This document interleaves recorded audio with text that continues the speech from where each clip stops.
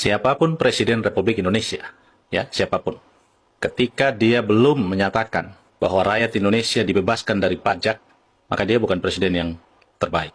Sepanjang presiden itu masih bergantung pada pajak rakyat sebagai sumber pendapatan negara, maka dia presiden yang gagal. Itu pernyataan keras saya. Tentu pertanyaan mendasarnya adalah, mengapa begitu?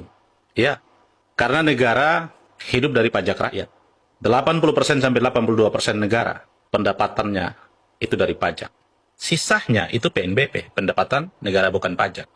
Hanya 18% sekian. Anda bisa bayangkan. Dari gaji TNI, Polri, gaji aparatur sipil negara sampai semuanya. Termasuk gaji presiden, menteri, dan tunjangan segala macam itu. Semua hidup dari pajak rakyat. Dan pajak itu adalah pajak penghasilan. Anda bisa bayangkan. Ini anomali kita bernegara. Secara objektif saya harus mengatakan bahwa negara ini semula tujuannya dibentuk adalah untuk kesejahteraan, kemakmuran, dan keadilan sosial. Itu prinsip utama negara ini dibentuk. Ada 4 hal yang membuat sebuah negara itu didirikan. Yang pertama ada wilayahnya, yang kedua ada rakyatnya, dan yang ketiga ada pemerintahan yang berdaulat. Nah, adanya pemerintahan itu tugasnya adalah sejahterakan, makmurkan, dan menciptakan keadilan, mencerdaskan kehidupan bangsa. Tugas pemerintah itu. Nah, maka idealnya dalam bernegara, negara harus memaksimalkan sumber daya alam sebagai pendapatan utama untuk membiayai kesejahteraan dan kemakmuran rakyat. Bukan pajak. Ini problem kita, bukan pajak. Sebuah anomali yang nyata di depan mata kita.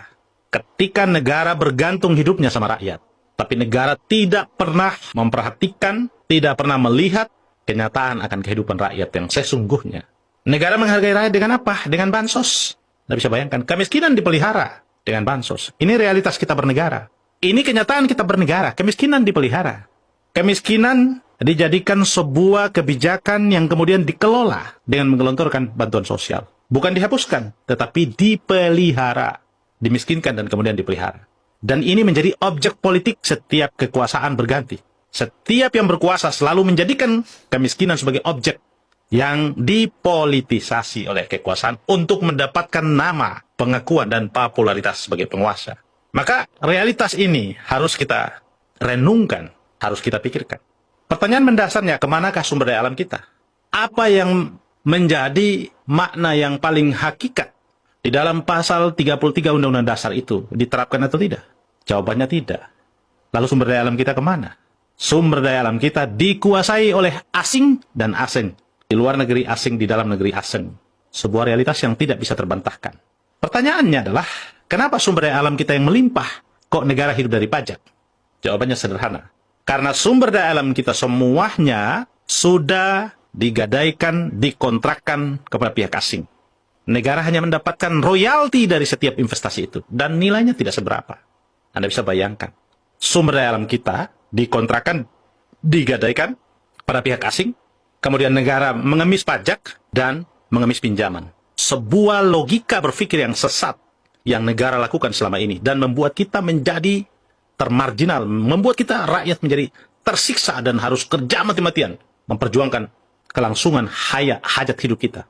Anda bisa bayangkan. Padahal, kalau Indonesia dikelola dengan baik dengan sumber daya alam kita yang berlimpah. Mereka kor-kor mengatakan kita kelapa sawit nomor 1. Kita nikel nomor 1. Kita punya emas. Kita punya timah, kita punya batu bara, apalagi kita punya ikan. Semua kita punya yang tidak dimiliki oleh negara-negara kecil seperti Norwegia, yang tapi masyarakatnya tidak bayar listrik, pendidikannya gratis, rakyatnya makmur. Negara-negara kecil di Eropa sana, mereka tidak punya sumber daya yang unggul. Udah, kita tidak usah jauh-jauh. Tetangga kita Singapura punya apa? Tetapi dia menjadi negara terkaya nomor 1 di dunia. Anda bisa bayangkan dengan pendapatan per kapita per tahunnya 1,5 miliar per kapita. Bisa bayangkan, kita pendapatan per tahunnya hanya 150 sekian juta. Itu juga sudah dikelompokkan sebagai kelompok menengah. Dan yang miskin, yang miris, Anda tahu pendapatan per tahunnya hanya puluhan juta. Karena 600.000 per bulan Anda hitung. Kalau dikali 12, berapa puluh juta itu? Jadi ironi kita bernegara.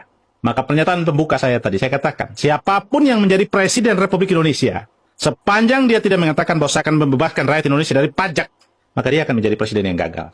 Dia belum jadi presiden yang sukses. Ini sebuah pekerjaan yang terus-menerus kita perjuangkan.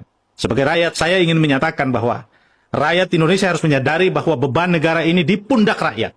Tetapi mereka yang menikmati gaji, tunjangan, jabatan, perjalanan dinas, dan macam-macam.